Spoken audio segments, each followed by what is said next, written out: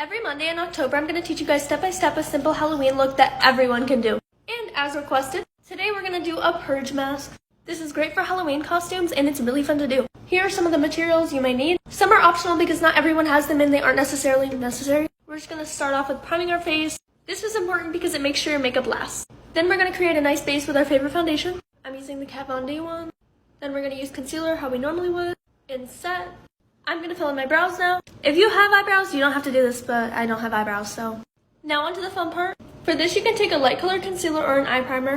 I truly want these videos to be as accessible to everyone as possible using everyday products, so we're going to use concealer because you don't need crazy products to have good looks. First, we're going to start by putting it up here and then blending it out. It doesn't have to be perfect. This concealer is just for pigmentation purposes. Don't set it. Grab your favorite bright colored eyeshadow and press that on. It helps if you pack it on heavy first. Now we blend the edges. Make sure it's still very pigmented and don't blend it out too much. This same process here. One X is done, now I'm going to do the other. By the way, I'm using the shade B3 in the AVH Volume 3 palette. Looking good so far.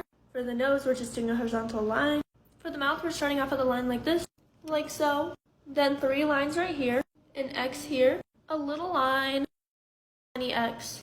Repeat on this side. Now just make sure it's pretty blended and no super rough edges. Now this next part, you can use a white liner or the concealer. A white liner is easier, but I'm going to show you the concealer works too.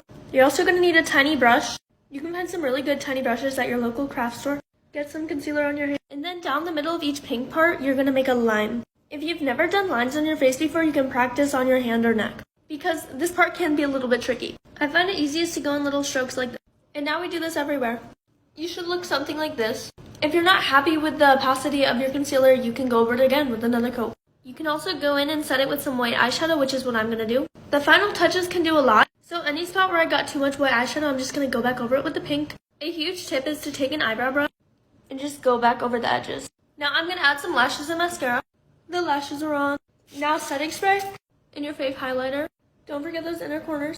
And guess what? You're done.